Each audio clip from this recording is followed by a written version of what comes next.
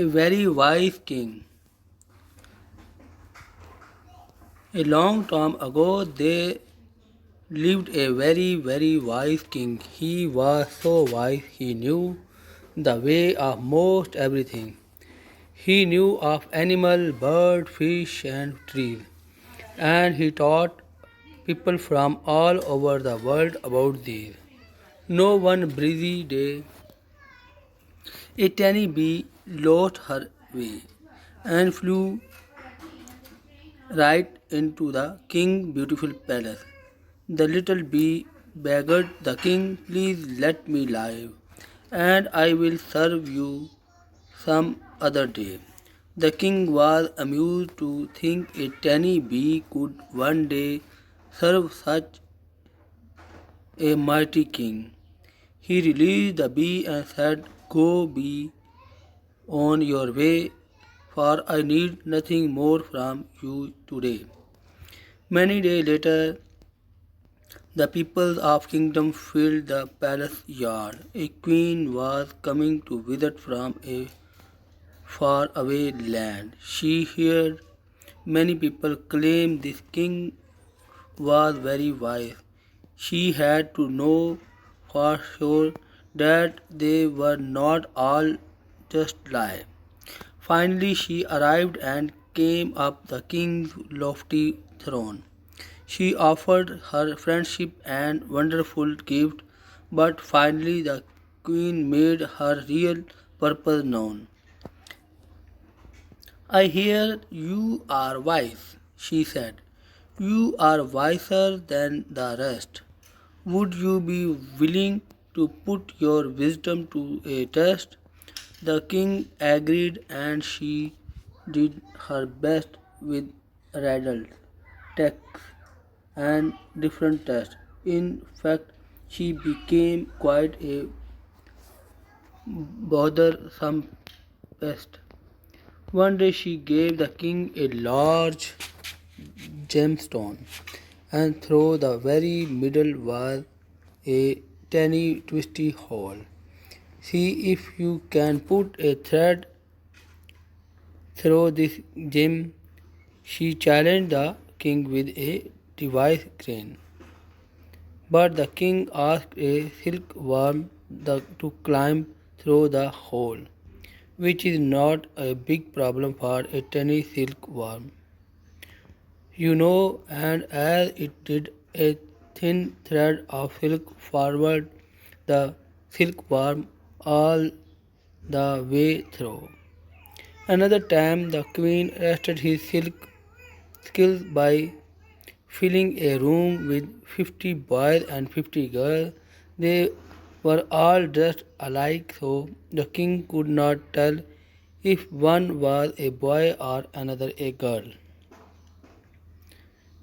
See if you can pick out the boys from the girls, then I will know you are wisest in the world.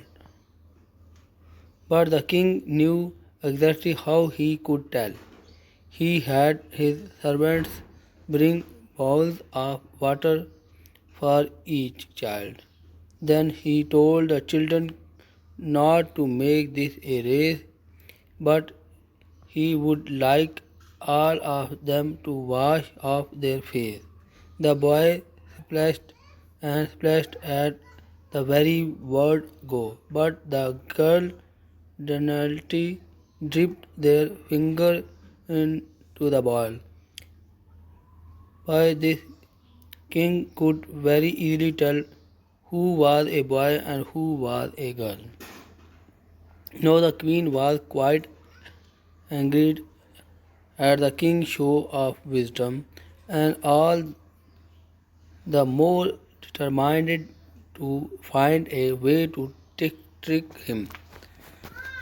We must have a test, she challenged her adviser, to prove this king a fool, not to prove he is wiser.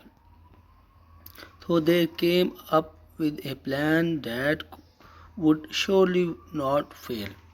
In, it indeed was a test to make the other look pale. They ordered the queen craftsman to make 99 flower fake throw and throw, but looking so real.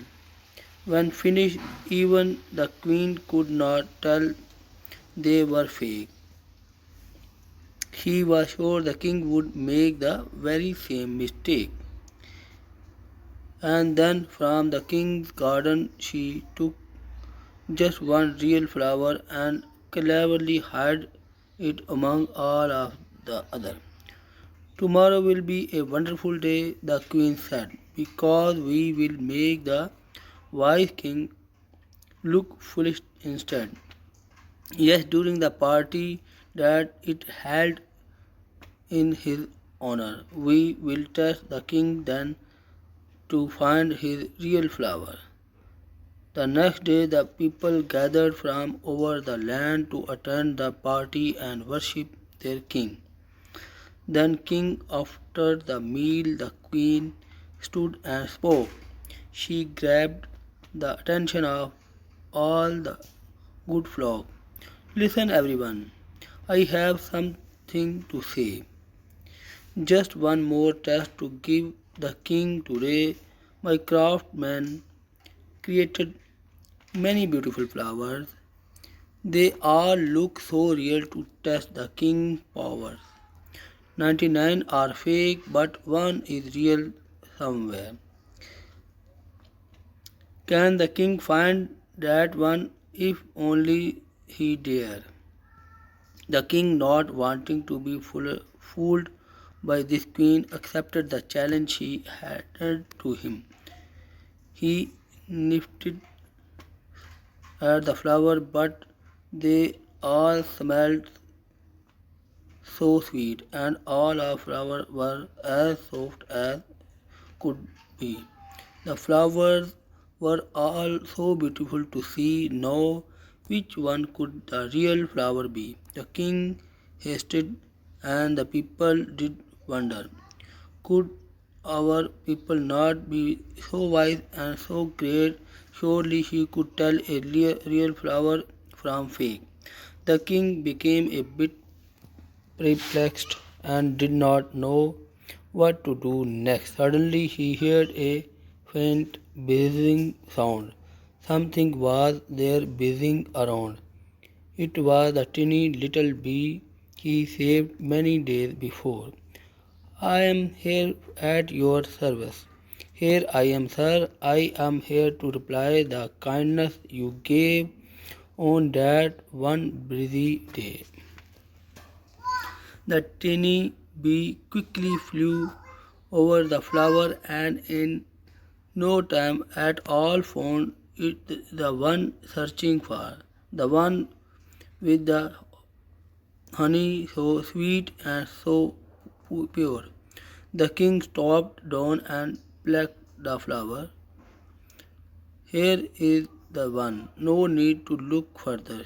He handed it to the queen to see, and the craftsman confirmed it was the real one indeed. Finally, the queen had to give in and admitted the king was truly the wisest there ever had been. And yes, he truly was. For this was King Solomon, the son of David. When Solomon prayed for wisdom instead of riches, God said, I will do what you have asked. I will give you a wise and discerning heart so that there will never have been anyone like you, nor there ever be. Moreover, I will give you what you have not asked for, both riches and honor, so that in your lifetime you will have no equal among kings. First King, third chapter, 12 to 13. Amen.